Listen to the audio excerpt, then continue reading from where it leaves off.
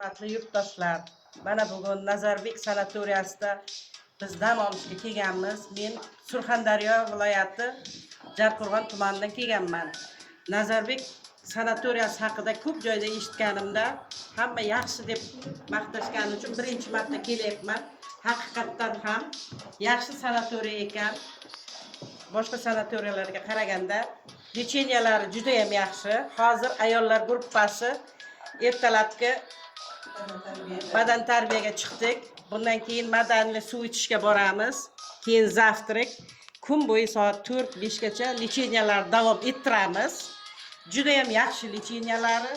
Hamma xodimlarini tibbiyotga tushunchalari yaxshi, muomalalari yaxshi. Biz bilan chiroyli muloqotda bo'lishyapti. Hammasi xushmuomala bo'lib kutib olishdi. Qabulxonada ham qaraydigan vrachlarimiz ham yaxshi.